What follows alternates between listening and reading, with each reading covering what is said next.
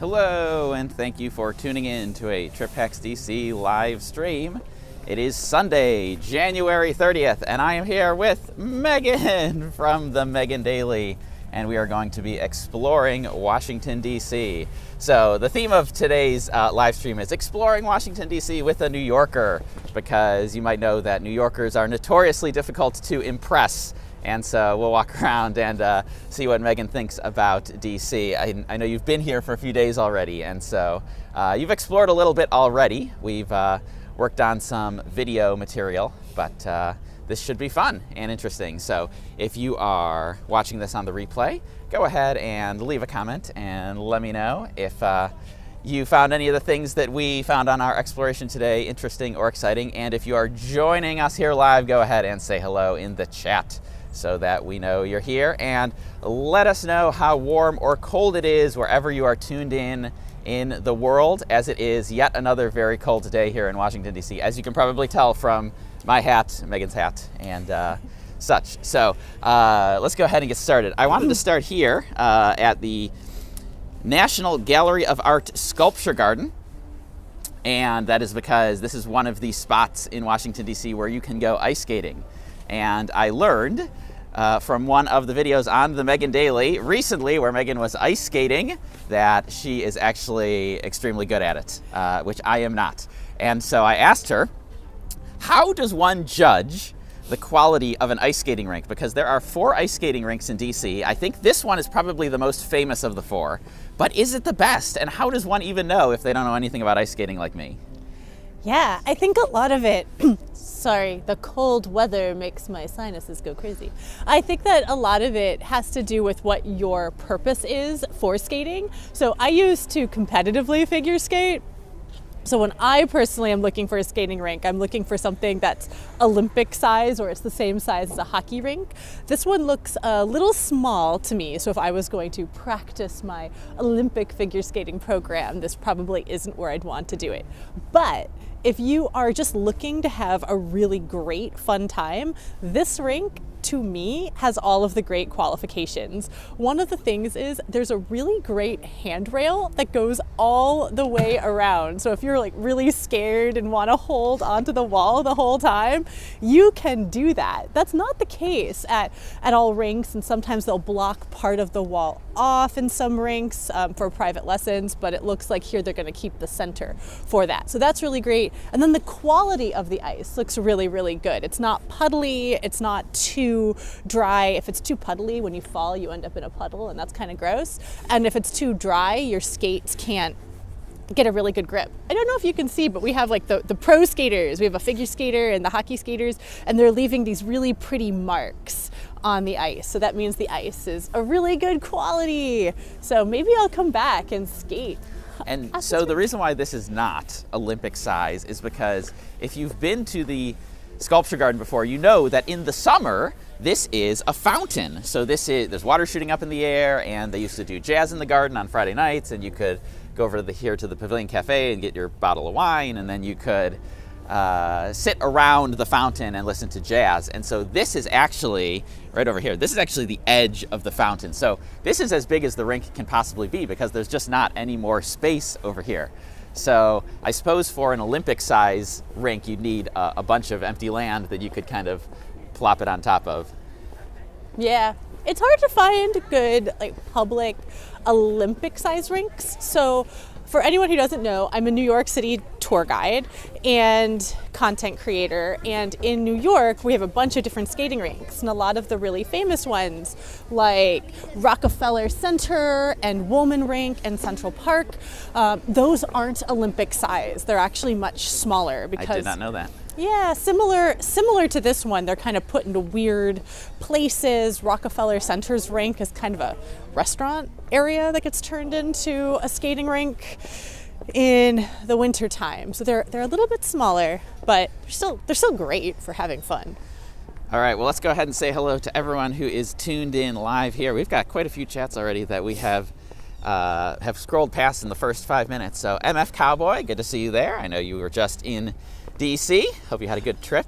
And Yoshi's Productions, good to see you there. Yoshi, thanks for tuning in. Eddie Saunders, Good to hear from you, Eddie. And I sent you an email this morning, Eddie, so check your inbox. I know you have an upcoming trip scheduled. And Gina T says, hi, Rob and Megan. It is 21 degrees right now in Salt Lake City. And Bob is from Orlando. Yoshi says it is, there is 1.5 feet of snow in Massachusetts. Yeah, I saw that on the news. I believe it was the single snowiest day in Boston yesterday, so fairly exciting. And MF Cowboy says it is 16 degrees in New Jersey, where we got the snow. And Jay Stewart, good to see you there, Jay, from a chilly Coventry in the UK. So we are walking down the National Mall right now. It is a chilly day, not as chilly as yesterday. So yesterday, Megan and I were recording some video for an upcoming collaboration. One video on Trip Hacks DC, one video on the Megan Daily. And it was very cold yesterday. So today, I don't know how you feel about this. Do you think it's warmer or colder than it was yesterday? It's warmer than it was yesterday. I'm also slightly better prepared. So for those of you who don't know, I'm originally from Florida and now I live in New York City. So I usually wear lots and lots of layers, but yesterday it turned out I needed a second pair of socks. I did not have that second pair of socks. So my brother, who I'm visiting, he just had a baby, so I was meeting my nephew, Roman. He lent me a pair of silk socks that he wears when he goes biking in this cold weather. So my feet are much happier. That's good. I did have the 2 pairs of socks yesterday, as was needed. Now, the biggest disadvantage to a day like today is that a lot of the sites that have water in them, the water is turned off. So if you go to the FDR Memorial, today is FDR's birthday, by the way. Happy birthday, FDR! I saw the National Park Service was posting that on social media this morning. But if you go to the FDR Memorial, you will not see the water features turned on. They are definitely turned off on a day like today when it is below 32. Same goes for the Navy Memorial, which is across the street from the Sculpture Garden where we started, across 2 streets really. And the Navy Memorial, not quite as good without the water because, well, Navy, obviously. But, all right, let's see. Michael, traveling the world. It's 20 degrees in Chicago. And Megan tuned in from Bethesda. And Mom Marlene says hi. Hello, Marlene. Good to have you here. And David from New York City. David! Good to see you there, David. For anybody who watches the Megan Daily, David's my fiance, and he's usually the master behind the camera, and he helps me direct and write and edit all the videos. So it's a hard job. My cameraman is a tripod, so it's very nice to have a dedicated director / camera person on the other side. And Rebecca says, hola, my friend here in Manhattan, very cold. Do you live in, I'm not sure if you live in Manhattan or you're referring to Megan. Jim Teller? Hi, Rebecca. Oh, I'm pointing the camera the wrong way. Okay. Here, I'll jump in front of it. Hi. Okay, Jim Teller from Chesapeake, VA, 25 degrees, and Ann from Minneapolis. No weather report from Minneapolis, but I'm guessing it's cold. And Megan says hello to Ann. And Gina says, yay, Megan, I am a mom of figure skaters. Yes! So my goodness. So I guess I'm curious, Gina, do you go ice skating outdoors or do they mostly do indoors? Because it seems like the indoor rinks are probably a little better for actual figure skating than the outdoor ones, which are probably better for just having a fun time in the winter. But I suppose in Salt Lake City, it's probably winter a little bit longer than it is around here. They also have beautiful skating rinks in Salt Lake City. Well, we had the Winter Olympics in Salt Lake City, but that was like 20 years ago, wasn't it? It was a long time ago. That was the year that Sarah Hughes won, I believe. I couldn't tell you who won the medals in figure skating in any given year, but okay. And Gary Sorensen tuned in from Wisconsin, where it is 22 degrees. It's in the 20s in a lot of places. It's even cold in Florida. That's where my mom and dad are. And I think it got down to 39 yesterday. And for Florida, that's freezing. I would think so. So, Kanisha, good morning. And Anne would like to know where in Florida you grew up. I grew up in Palm Beach Gardens. So sounds like southern Florida. It's southern Florida. It's not Palm Beach, but it's a short drive away from Palm Beach. And if anyone is a golf fan, it's where the Honda Classic is held currently every year. Okay, hopefully that is helpful, Anne. And Xavier from St. Louis, where it is 30 degrees and expecting snow this coming Wednesday. So I think we're probably safe from the snow here in DC. You can just barely see a tiny bit of snow on the grass in some places, but the East Coast snowstorm that put 1.5 feet of snow in Boston, or 2 feet of snow, whatever it was, we did not get hit with that one. Although there was a debate. They couldn't quite narrow down the forecast, and they thought, well, maybe it could be as much as 4 inches in DC and could be as little as nothing, and it wound up being as little as basically nothing. So that's funny. The last time I was here, because we're walking along the mall, correct? I'm not a DC guide. Yes, in one of your videos or shorts, you were walking roughly around here, yeah. Yeah, so and it was a very hot day because you came in August or July, I think. Exactly. I was here in August, and it was so hot, and I was doing everything that I could to find any kind of shade. And I was telling everybody, if you come to DC, like, make sure that you bring a hat, make sure that you bring tons of sunscreen, make sure that maybe if you bring a parasol to keep shade over you, because there's not a lot of shade. And here it's totally the opposite. It's so cold that we have our hand warmers on. Yes, I did purchase the, let's see here if I can, I finally have the Hot Hands hand warmers, which the last few winters I haven't really had. Well, partially because I haven't really given tours the last couple of years, especially in the winter, but definitely needed today. So I am trying really hard to keep my fingers warm enough to run the camera and the chat at the same time. But Washington, D.C. is a city of 4 seasons, so you have to come prepared for the season. I mean, New York City is the same way. I don't think I would prefer to go to New York City in August, but if you're going to go in August, it's going to be a different experience than if you go in January.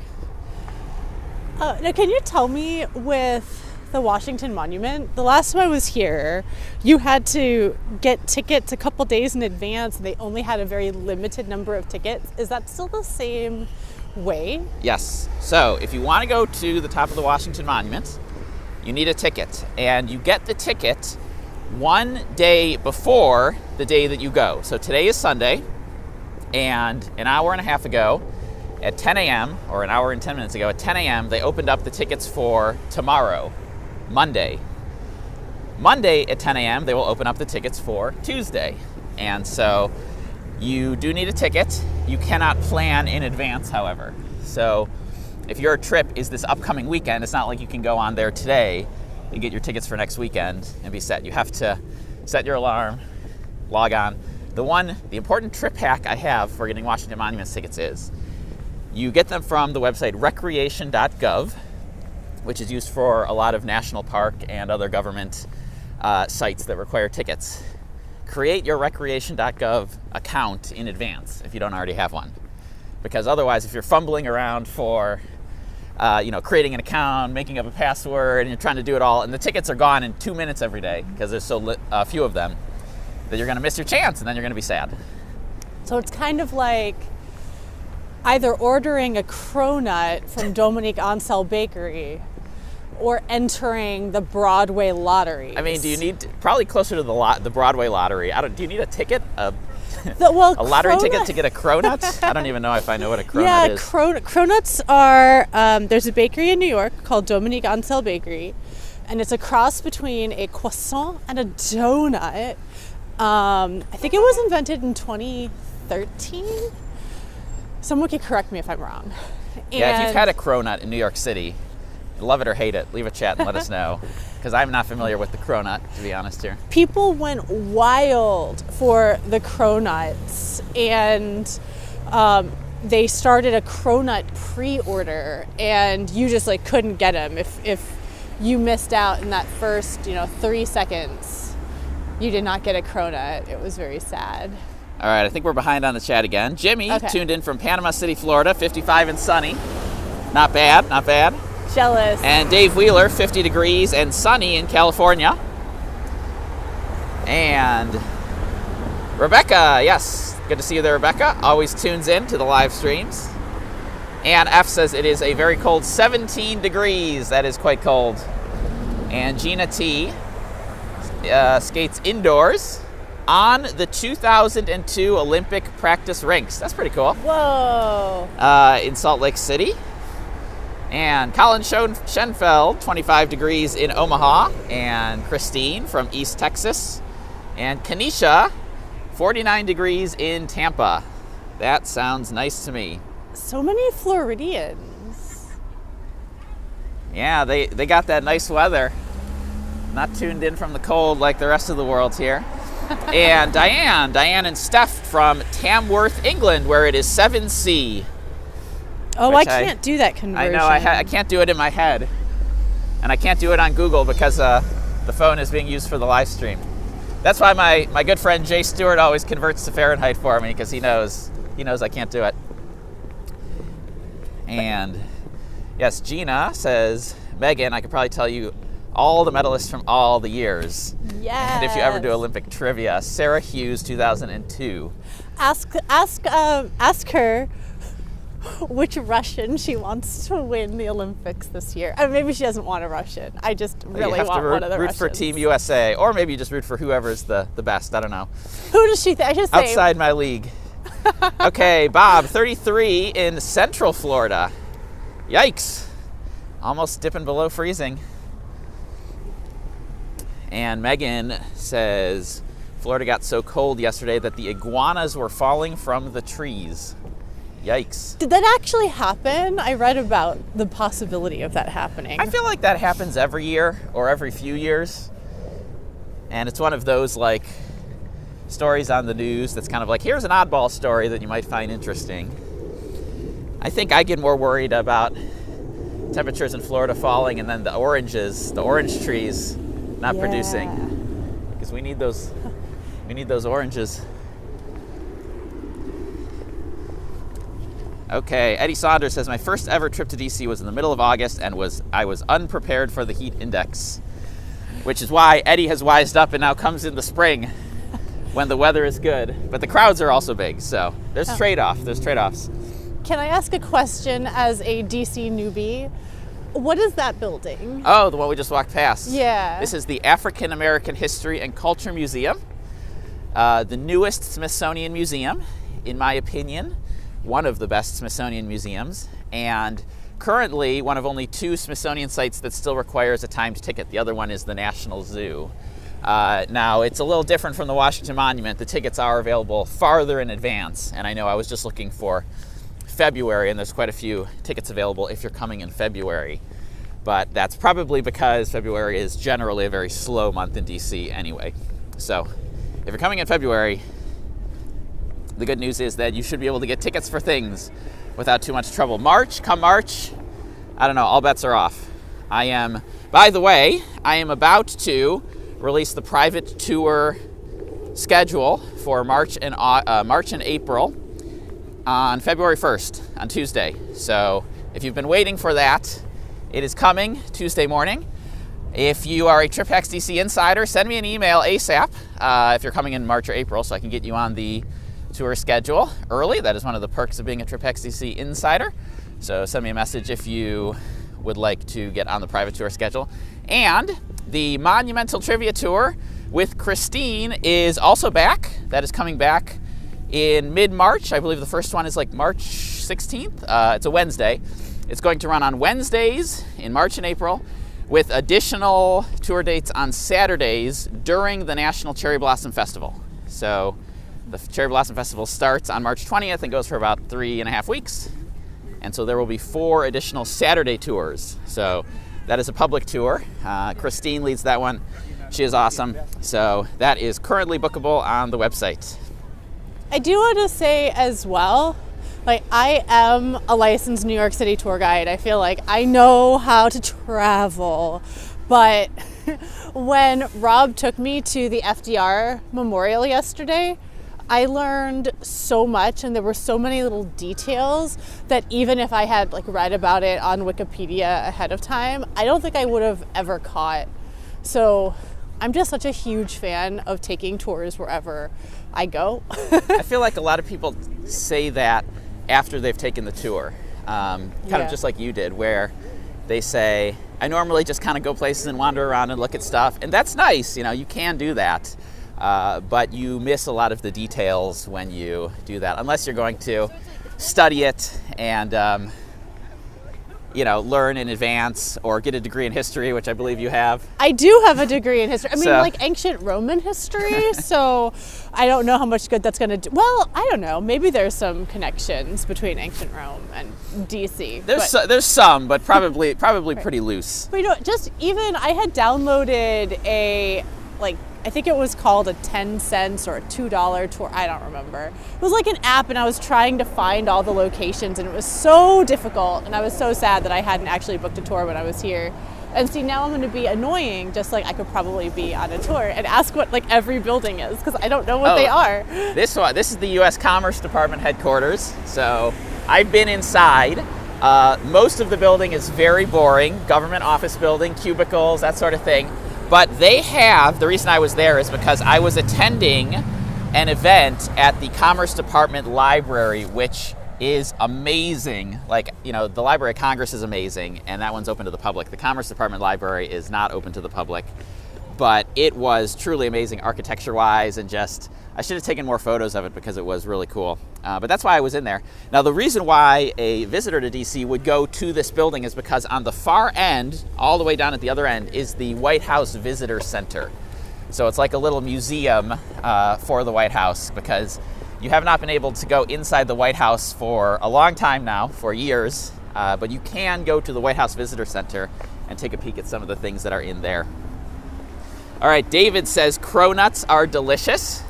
They And are. Megan V also says cronuts are delicious and worth the wait. Okay, Jay Stewart, my good buddy here, has converted 7C into 44 degrees Fahrenheit. So that's not bad. It's a warm there. Yeah, and that nice little winter, mild winter day over in England. Not sure what part of England that is. Okay, Brittany Foster That's my sister-in-law. says that today is National Croissant. I can't pronounce the word. Croissant. Croissant. Don't make too much fun of me here. Today is National That Day. And today is also FDR's birthday. Park ranger informed me, or rather on social media. And she says cronuts should count too. What a great day. It's National Croissant Day and FDR's birthday. We'll What have luck. to celebrate with some croissants. Well, exactly. Celebrate FDR's birthday with the croissants. And Gina says, I don't know what any of this means. Camila for women, and obviously Nathan for men. Oh. Ice skating. Oh, I know exactly what she's talking about. And I agree. She's talking about Okay. Kamila Valieva, the Russian figure skating superstar. So I don't even know when the opening ceremonies is. I know the February Olympics 4th. are in February. February 1st? Fourth. 4th. Okay, so we got 1 week to get ready for that. I actually do quite like the Olympics. I know not everybody loves the Olympics, but I did really enjoy watching the Summer Olympics because it was nice to have something different to watch on TV rather than the standard COVID type stuff that we had been watching. So we are coming up on the White House. Quite a bit of work going on over here. They just took down the decorations of the National Christmas tree the last time I was over here. So they usually work on stuff around this time of year, at least from my experience when I've been over here. So last time when I tried to come by myself, I actually tried to see the White House and got lost. I think I was looking for it for an hour and a half That's It was really sad. I wonder where you wound up. I did end up getting to this area, but I feel like if you're just wandering on your own, like this is kind of a random field.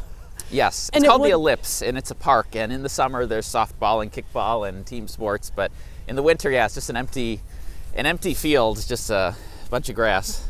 Like it's not intuitive, at least for me, to turn here to see the White House. I was very specifically looking for like Pennsylvania Avenue. Oh, yes, because the address is 1600 Pennsylvania Avenue. So Correct. Now, so if you are going by address, that can be a little tricky. But the trip hack for finding the White House is that it's actually very easy to find the White House, because as long as you can see the Washington Monument, then you can find the White House. So let me show you what I mean as soon as we get a little bit farther over here. Okay, so here's the Washington Monument. There it is. So find the Washington Monument and then go straight to the north, and there's the White House right there. So, It's so much easier finding it when you're not trying to use Google Maps on your own. and if you come on a really cold day like today, you can take a selfie with no one else in it, because I only see like 3 other people over there trying to take a selfie up close. So there are pros and cons in coming in the summer versus the winter. Is there something other than getting photos without anybody else in it that you can do in DC in the winter that you can't do in the summer? Probably just ice skating is the obvious Okay. one, right? And if you come in December, you can do the Christmas stuff.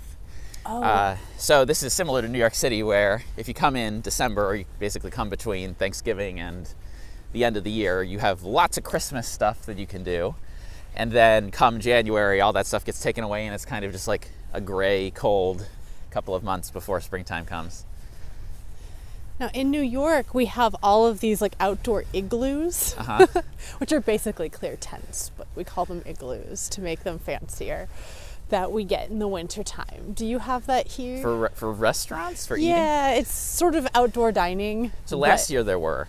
This year they've mostly all gone away, at least in the areas that I frequent, because Okay. you can eat indoors now again. So I think those were from a very specific period of time when people didn't necessarily want to eat indoors, but they still wanted to go to restaurants. And it's, those heaters that they have at the restaurants, those are great for a 40-degree day or a 50-degree day. They don't really cut it when it gets down below 32. So the igloos, the little tents, the little houses, they were kind of useful for that. Okay, let's see. Jay Stewart says, hearing about some of the temps on this side of the pond makes it seem almost tropical in the UK. And Eddie Saunders has never seen the African American History and Culture Museum. Has never seen it not have a queue to get in. It's a great museum, and they did a great setup to allow easy navigation. Totally agree with that, Eddie. So if you have not been to that museum, get a ticket if you can. It is truly an amazing museum. I mean, it's similar to the American History Museum, but a very specific aspect of U.S. history. So, okay, we're gonna have to go around here to cut around this fence. We're gonna cut over to 17th Street now, start walking up towards Dupont Circle, and eventually Adams Morgan. And Bob wants to know, Megan, did you get to DC by Amtrak? I did. I used Amtrak. Are you an Amtrak fan? Yes, Bob. Are you an Amtrak fan? I am an Amtrak fan. The last time I went to New York City, I also took the Amtrak. I took advantage of an Amtrak sale where the tickets were, by Amtrak standards, basically free. I think the round trip for me was $50, and part of that was, one of the ways was on the Acela, which is almost never that low. I think the Acela way was $39, and the Northeast Regional ticket was $10. So Oh, wow. it was, so the sale was in the spring of 2021. I think they were really trying to fill up the trains and get people on them again. Well, for me, this time when I was coming, it cost me about $90 round trip. And they had a thing where I could place a bid if I wanted to. I chose to not. But I could place a bid, and Amtrak could choose to accept my bid to upgrade to first class. So I could have like done a round trip first class for like $200 total, which is pretty cheap. So that is my preferred way of getting between the two cities. I think $90 is probably pretty standard for booking in advance. Like in my previous travels to New York, I usually book it a few months in advance, and it's like $49 each way or something like that. So when I came in August, I think it was closer to $300 each way. Yeah, if you wait till the last minute, the prices go way up. So you kind of have to... 2 weeks in advance, 3 weeks in advance, I was looking. So Amtrak is similar to airlines where the prices are not, there's not just a price, you know, like there are different prices depending on different factors. But when I go, I always try to book it as far in advance as I can. But I also, the other trick is that you should sign up for their reward program, the Amtrak Guest Rewards. And as long as you don't mind getting emails, promotional emails in your inbox, that is how I found out about that ridiculous sale. So, you know, there's pros and cons. I know I try to unsubscribe to everything that businesses, companies send to me, but if you don't mind those, you can find some sales that way. Can you tell me about Memorial Continental Hall? Not really. This is the Daughters of the American Revolution. So I believe they still have performances here. When Walter's World was here a few weeks ago, they went to the DAR. I'm not sure if they went to this hall or a different place. If you're tuned in, Walter's World, or you're watching this later, let me know, because I can't remember exactly where you went. But that is definitely one of the lesser known things in DC. Diane says 7 degrees C is 44 degrees Fahrenheit. And John Matthew says, wow, DC looks beautiful. Wow, I'm glad you think that, because it is cold and gray today. This is not the kind of day that I would typically describe as beautiful.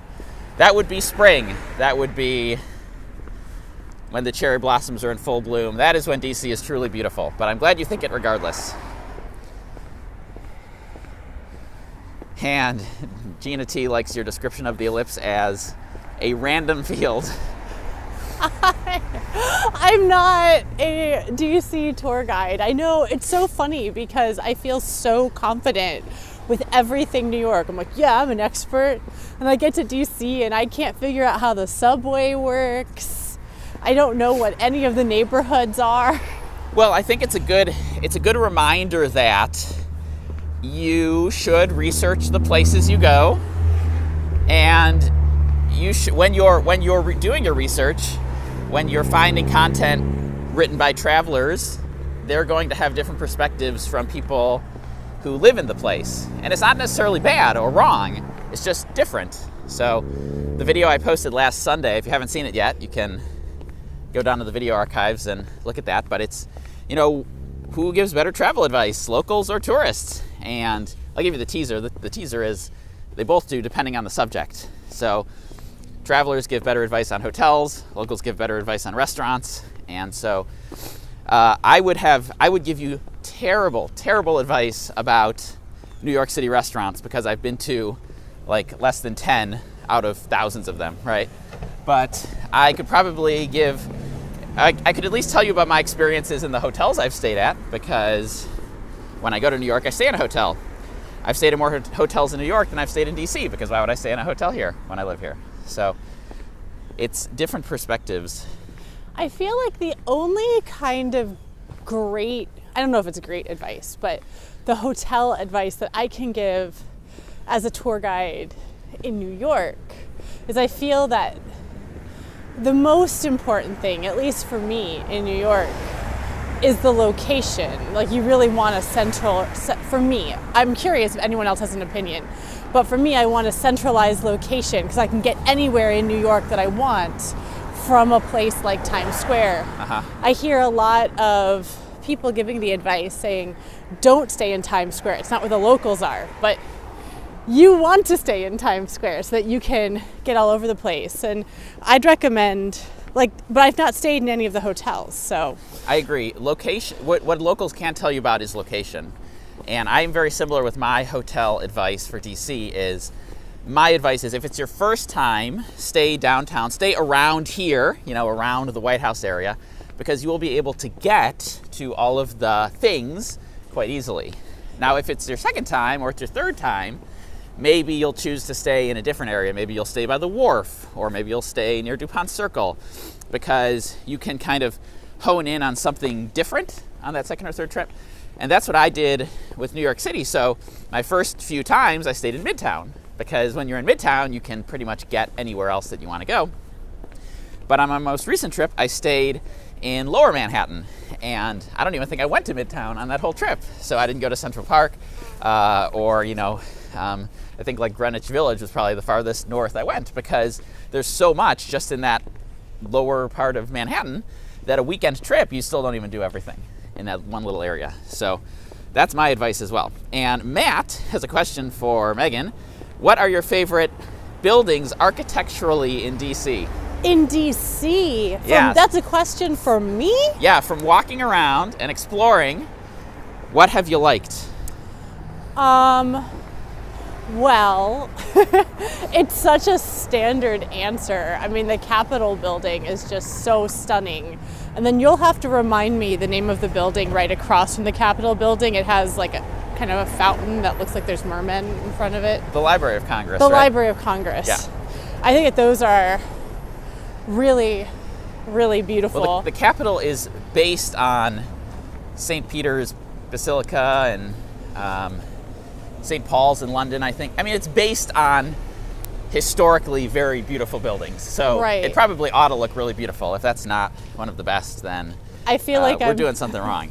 I feel like I'm supposed to give a very niche answer, but that Capitol building is just so striking. And isn't there like a post office? I feel I've seen the old post office. The old post office is also one that is very nice, especially because it's right across the street from the FBI headquarters. So you have a really ugly building, and then by contrast, you have a really nice looking building.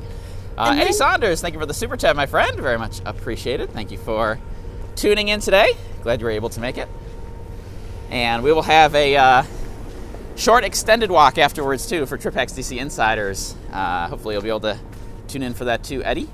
Depends how warm my fingers stay and how much battery I can retain over the next few minutes, because I gotta have enough battery to, we're trying to record some other video stuff today too, so gotta retain my battery here.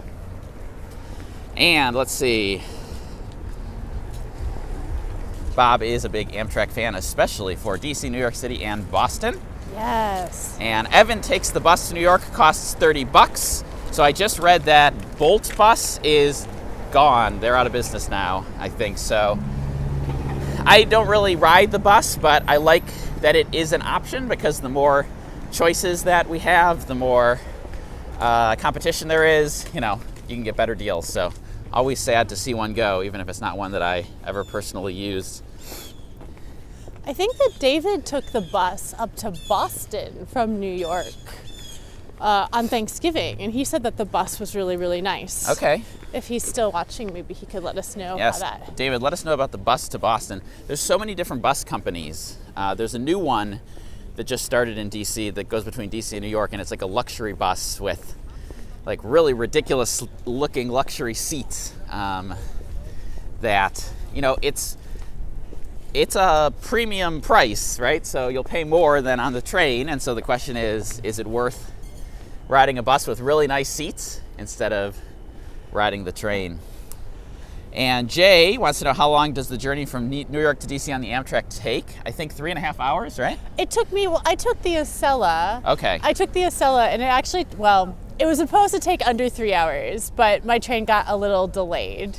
But it was super fast, and it was super nice, and I love the way that they let you, you can even change your seat up to the last minute, so I could make sure that I had a seat that made me happy and was not near anyone else. Yeah, so the Acela has assigned seats. The regional train does not. It's first come, first served deal. And I really like the quiet car, personally. I don't know if anyone else likes the quiet car. I feel that other people tend to avoid the quiet car, so I tend to have more room. And that way I can just zone out. I can do work, I can work on my blog, I can edit videos. or I could just listen to music or fall asleep. So I'm a huge fan of the Acela Quiet Car. Yeah, I regretted not picking the Quiet Car the last time I took the Acela, because I also am a fan of that. So hopefully that answers your question, Jay. I know Jay is taking the train from New York to DC in the summer, right? Or the fall? Anyway, so I'm actually impressed you got a Acela for that good of a price. Acela is usually more expensive than... Yeah, well, that's why it was probably more expensive in August, too. Right. I personally love traveling. I love going places and being in the places, but I don't actually travel well. The act of being on a plane or a train is very, very stressful for me. So I try to do everything I can to make it as unstressful as possible. It's a good strategy. And by the way, if you want to find out how another tour guide travels, the February 1st episode of the TripX DC podcast is tips from me, a tour guide, about how I travel. So this is one that was requested, not one that I came up with on my own. So hopefully you all like it. I did put a lot of effort into making that. So February 1st, TripX DC podcast. And Dave Wheeler says it looks way too cold out, hence why we moved from Illinois to California. And John Matthew wants to know, what street is Einstein's statue located on in DC? It is on Constitution Avenue, just to the north of the Lincoln Memorial. And, Gina already answered that question. Thank you, Gina, for that one. It's near the Lincoln Memorial. And David wants to know, where's the National Corgi Museum? I think you have to go to one of the neighborhoods with a lot of dogs in it, like over in Capitol Hill. There's a lot of dogs in that neighborhood, and that is where. So I will say there used to be a Corgi meetup group in DC, and I know this because a friend of mine has a Corgi. He doesn't live in DC anymore, but they would meet, I think, every week at the Supreme Court or at the lawn at the Library of Congress near the Supreme Court, and there'd just be like 30 corgis just like running around on the grass. So that is where the National Corgi Museum is located. And Anne wants to know what my favorite DC restaurants are. So I am actually working on a video with my favorite restaurants, and I'm being very careful to say my favorites and not the best, because the reality is I don't really eat at a lot of restaurants outside of my own neighborhood, and so I have a limited experience with a lot of the restaurants. So I don't often feel like I'm the best to judge, but in general, my go-to restaurants are like the fast casual type of restaurants. District Taco, Taquerian, Cava, Rasa. They're all very good, and they're inexpensive, and they're delicious. So this might be totally against our normal philosophy. I don't know if I say our normal, but the normal philosophy that you should take restaurant advice from locals and not tourists, because I'm definitely a tourist. But my sister-in-law had suggested a restaurant called Nina May.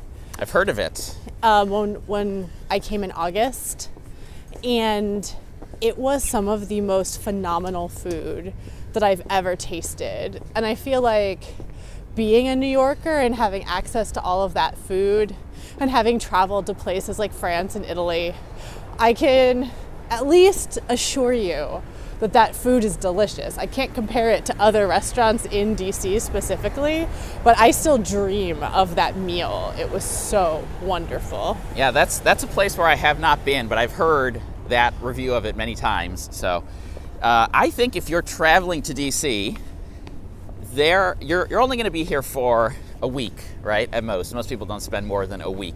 If you run out of good places to eat in a week, something has gone terribly wrong. There are so many good places. Now, maybe if you live here and you eat out multiple times per week, which I certainly cannot afford to do, but maybe you do, you might eventually get to a point where you say, okay, I've tried everything, what else is there? But it would take you a very, very long time to get to that point, now, I think. I'm curious because in New York City, we have our 4 food groups: pizza, hot dogs, bagels, and cheesecake. Is there a Washington, D.C. food? So I have a video about this. I think it's called The Most Famous Foods You Can Eat in Washington, D.C. And there is not a single food like a Philly cheesesteak or a Boston clam chowder or a New York dollar slice of pizza. But there are some foods that are unique to the area. So the half smoke is probably the most famous one. Wings with mumbo sauce is another one.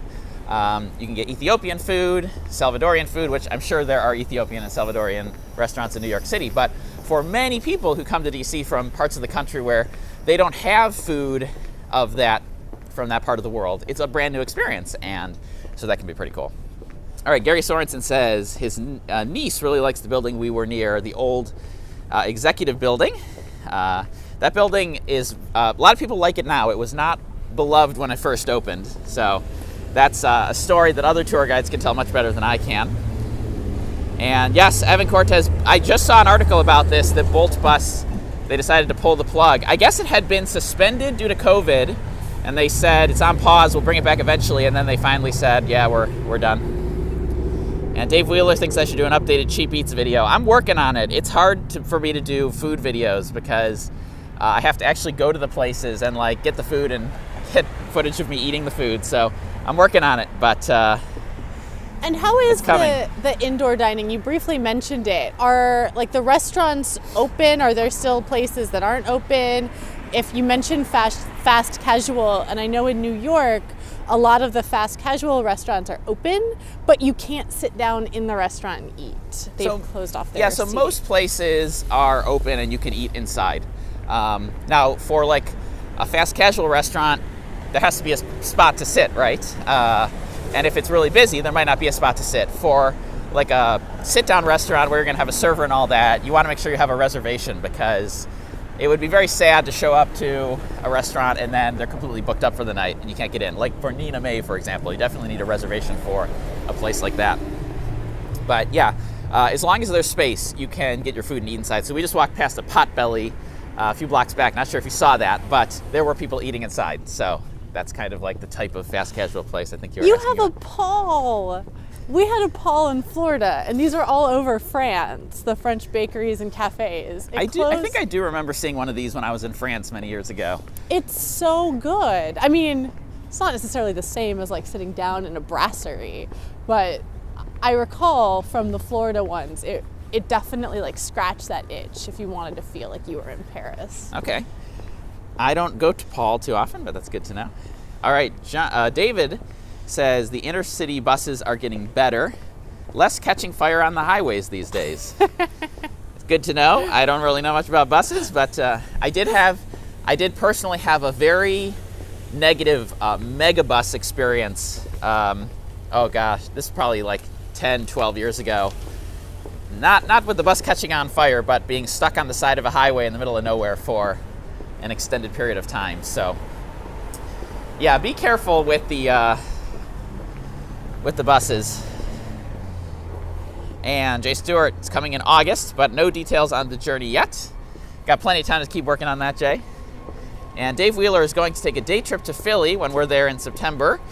Do I recommend bus, train, or rental car? Okay, so I have to be real here because I don't want to be, I already made an entire video on this topic. I actually do not recommend a day trip to Philadelphia for the reason that Philadelphia is a big city.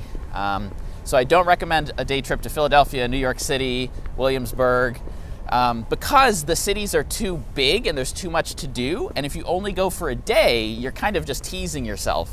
And you're gonna wind up not doing a lot of stuff that once you realize you're there, you're like, oh geez, that would have been great to do. So if you can design the trip so that you could stay there overnight, you could go to Philly in the morning on day one, come back on the afternoon of day two. I think that's a better way to do it. If you must do it as a day trip, I would probably take the train both ways because it's the fastest. And when you're only doing a day trip, you need to maximize the amount of time that you're in a place like Philly to make it worth the time and effort. Okay, Colin. All right, let's see. Says it doesn't seem like I'm a fan of hostels, but I do like them and have stayed at 2 in DC. The first one was in Adams Morgan and the second closer to Dupont Circle. So hostels are great for some people, but they're not for me. I'm too old for hostels. And for a lot of people who... Same here.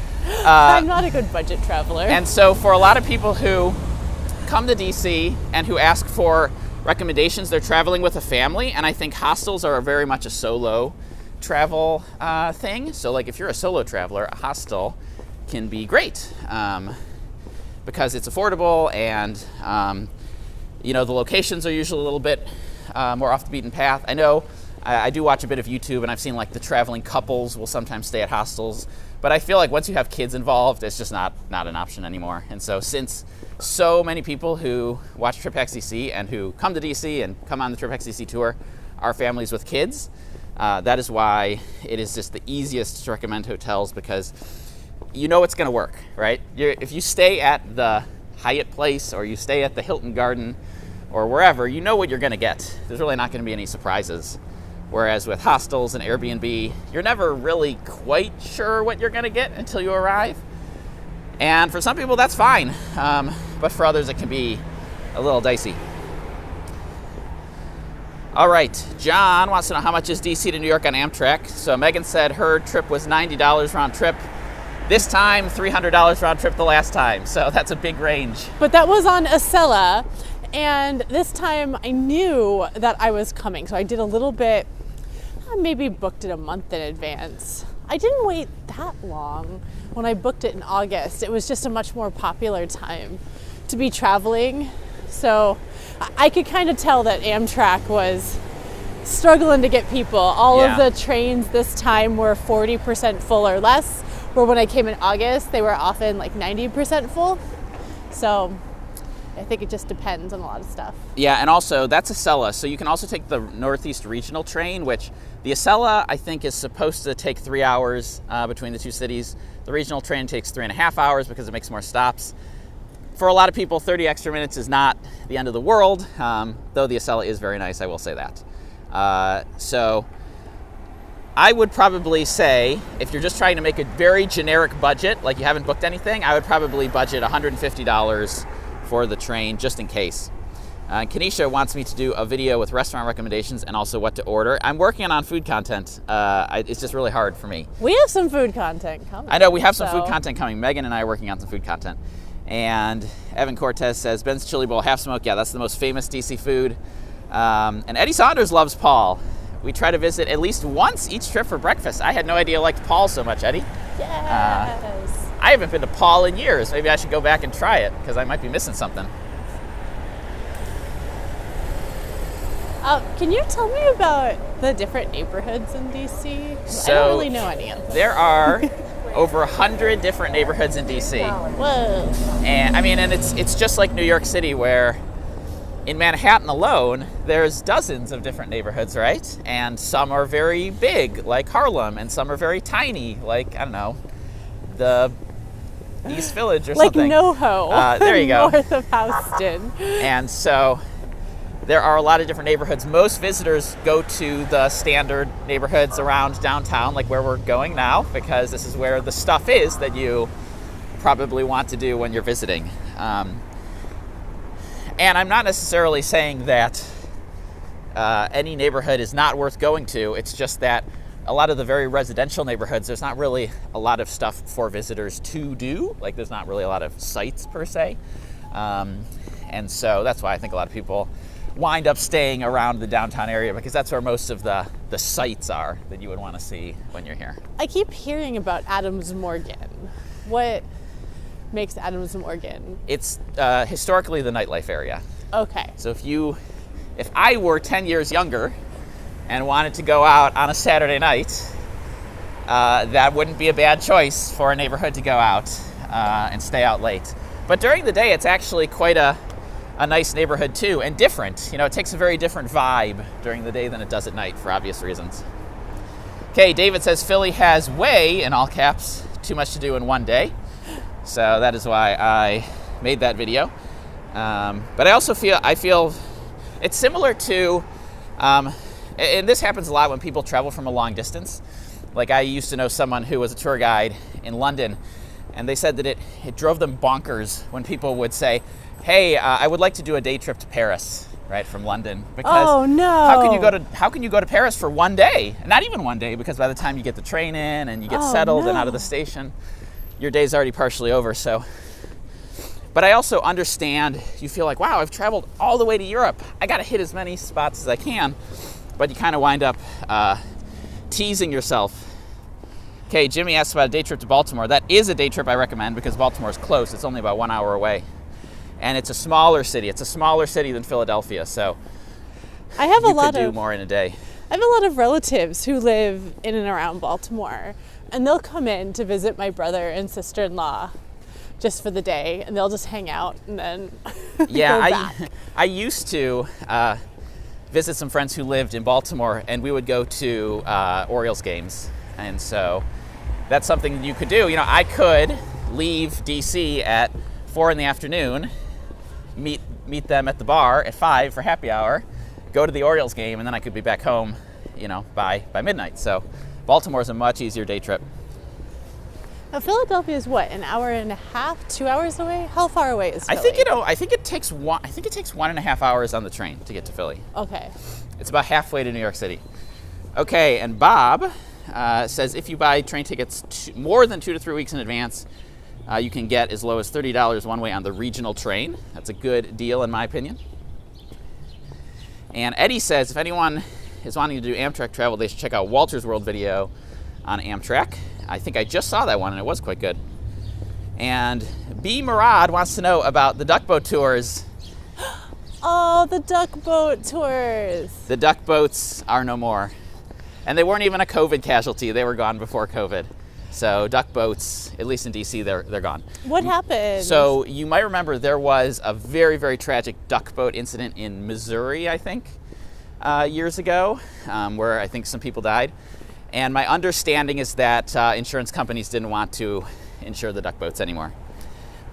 So, I mean, these were vehicles from what, the Korean War that they would use, like military vehicles, and they were using them for tourism.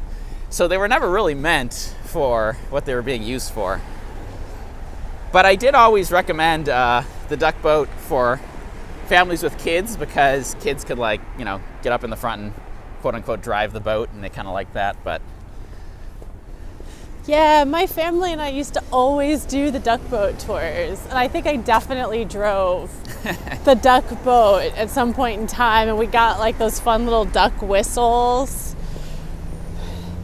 So sorry to ruin your childhood memories. No. But the duck boats are no more. Dave is going to Philly for a specific reason. So in that case, I would take the train. That is the fastest way to go. And the train runs frequently, like once an hour. So for example, the problem with that luxury bus to New York City is that it only runs once per day. So it's like if the bus leaves at 4 in the afternoon, but you need to be there by noon, it's not going to work for you. And Jay Stewart, thank you for the super chat, my friend. Very much appreciated.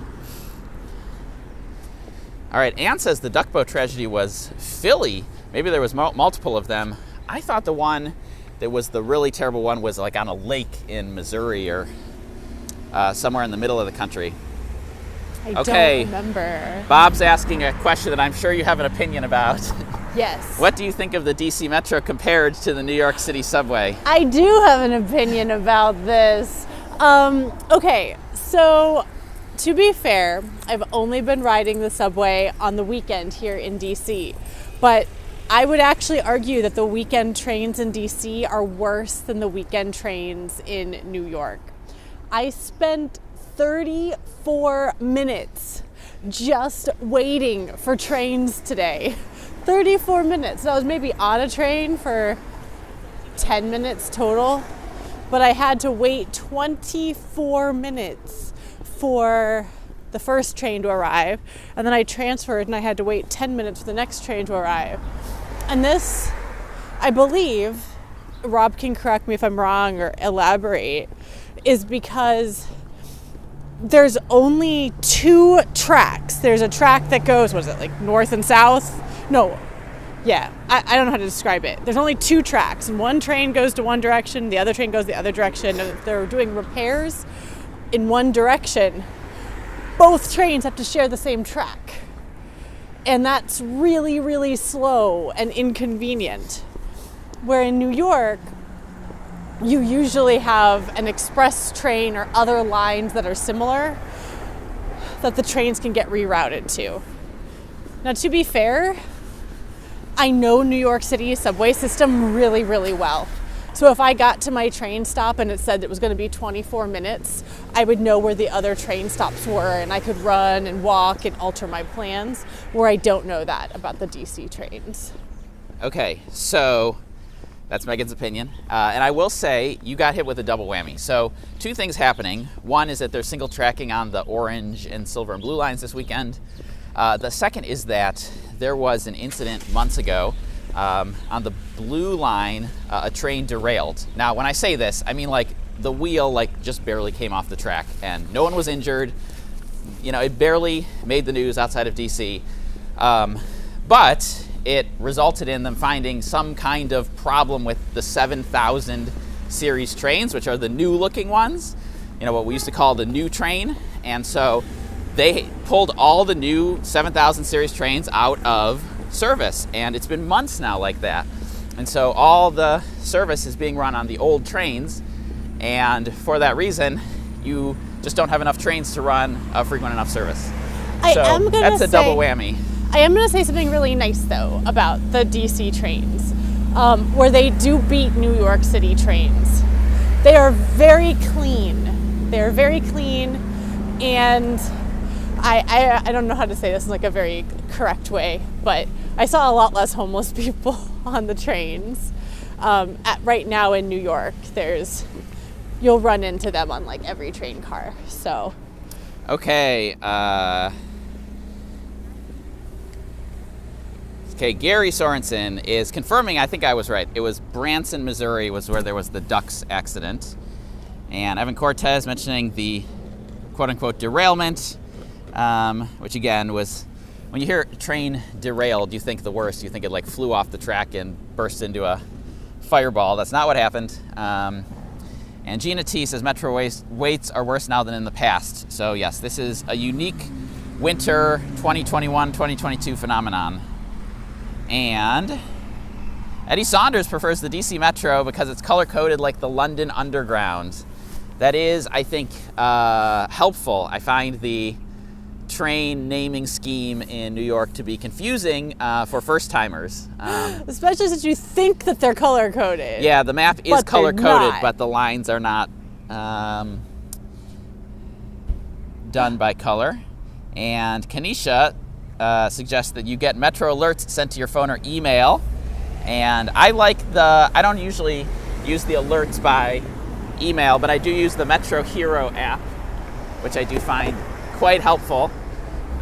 For example, when you are catching the train that you normally use, so I know that it is about a 10-minute walk from my home to catch the train, so I can look at the app and make sure that I arrive just on time. That is helpful. And Walter's World, thank you for tuning in, my friend. Walter's World, I'm a huge, huge, huge fan of your content. So I just wanted to say hi. I was so excited when I heard that Rob was collaborating with you, because I found you while I was doing research. I think it was on Ireland. And you just had such great, useful, helpful travel content all around. So Walter's World, if you guys love travel, I'm just a huge fan.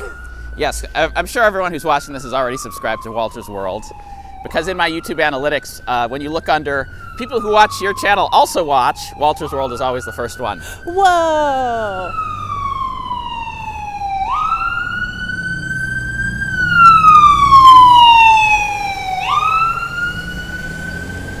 Oh, so I wanted to ask you a question. Because when we were filming yesterday, we saw there were like a lot of helicopters that were interrupting the filming. And there's a lot of helicopters in New York, and I always get asked about them. And in New York, most of the helicopters are tourist helicopters. So they're just people who are taking photos. Yes, there are no tourist helicopters in DC.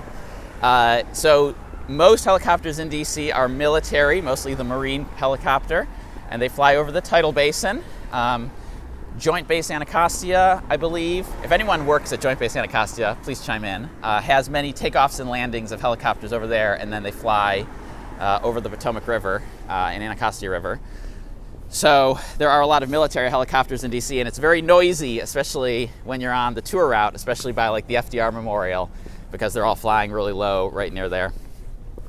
But that is probably, I know yesterday we saw mostly military helicopters, but you can also occasionally see the Coast Guard. They have some helicopters. The Coast Guard are like orange or orange or red colored. The Marines are the green camouflage colored ones. And Walter's World says, I got to see the Marine One helicopter. So Marine One is the president's helicopter. It always flies in a formation of at least 3 Marine helicopters. So that's the way you know. We'll see Marine One a lot in New York too. I used to work as a guide on the tour boats that go around the city. And sometimes Marine One would land, and they land at a heliport near Wall Street. And we would be out touring by the Statue of Liberty, and then we'd get stuck out in the harbor because they freeze the harbor. I mean, not like ice freeze. They freeze it to traffic for safety measures while Marine One lands. So we'd get stuck out there for like an hour watching the helicopter land. But it was awesome. Nobody ever complained because it was such a cool, unique event. So Jay wants to know where we are. So this is 18th Street. We're probably about halfway in between Dupont Circle and Adams Morgan. And I'm running low on battery, so I'm not sure how much longer I'm going to be able to keep going on the live stream. But that is where we are, Jay. And Stu says in October, noticed a helicopter clearing the area before the president's limo convoy. So if the president was in a limo, they wouldn't be in the helicopter. So not sure about that. But Evan Cortez says there's a helicopter that flies in D.C. detecting unusual radioactive activity. Not sure about that either, but there's a lot of helicopters, so they could be doing anything. But I promise you they're not doing tourist stuff. In New York, what would often happen is Marine One would land, and then there would be a convoy waiting for him. So they would sometimes close the FDR highway. Oh, I see. Well, for the motorcade. Okay. Interesting. And all right, I think we're caught up on the chats now. So so we're almost to, I guess, what you would call the south end of Adams Morgan. There are not official neighborhood boundaries in DC like there are in, say, Chicago. And so it's always a bit of a fight amongst, where a neighborhood starts and ends. And real estate agents, they like to get really creative with what they call a neighborhood because, if you're selling a house and it's in the Capitol Hill neighborhood, that's desirable, even if it's kind of far away. But because there are no official neighborhood boundaries, they can get away with stuff like that. All right, so I think it's been 1 hour and 7 minutes because I'm running low on battery and we've got some more videos to record today. We'll probably say goodbye right over here. If you are a Trip Hacks DC Insider, we'll start up the extended walk in about 5 minutes. But otherwise, if you tuned in live, thanks for joining Megan and I today here. And if you have not already, head over to the Megan Daily. I put in the description of the video a link or a tag. I don't know what it's called on YouTube. But if you go to the description, you can see a link to the Megan Daily YouTube channel. Click or tap on that, go to the Megan Daily, subscribe. There's going to be there's mostly New York City content, right? But there's going to be there's already a few DC videos and another one coming up that we were working on this weekend. And of course, a very good food video coming up on Trip Hacks DC with Megan as well. So Dave Wheeler, thanks for tuning in. Jay, Eddie, thank you for the super chats, very much appreciated. And as I say at the end of all of these, enjoy your trip.